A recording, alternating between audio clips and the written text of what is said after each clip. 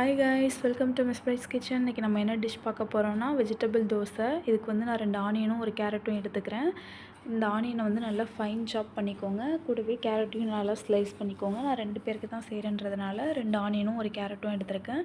ஆனியனை நல்லா ஃபைன் சாப் பண்ணிவிட்டு கேரட்டையும் நல்லா ஸ்லைஸ் பண்ணிக்கலாம். பெரிய ஸ்லைசரில் வச்சு நல்லா கேரட் வந்து ஸ்லைஸ் பண்ணிக்கோங்க.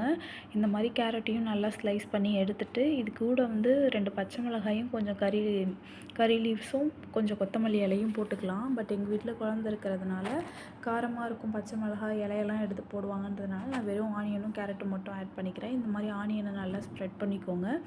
கூடவே இன்னும் கொஞ்சம் ஆனியனையும் எக்ஸ்ட்ரா ஸ்ப்ரெட் பண்ணிக்கோங்க. கேரட்டை விட ஆனியனோட டேஸ்ட் இன்னும் நல்லாயிருக்கும். அதனால் கொஞ்சமாக கேரட் போட்டு ஆனியன் நிறையா விட்டு நெய் நான் உருக்கி வச்சுருக்கேன், அதை நல்லா ஸ்ப்ரெட் பண்ணிக்கிறேன். இப்போ ஒரு பாத்திரத்தை வச்சு மூடி கொஞ்சம் நேரம் வேக வச்சுட்டு இப்போ இது ரெடியான பிறகு அதை க்ளோஸ் பண்ணிவிட்டு அது மேலே கொஞ்சம் நெய் அப்ளை பண்ணிக்கிறேன்.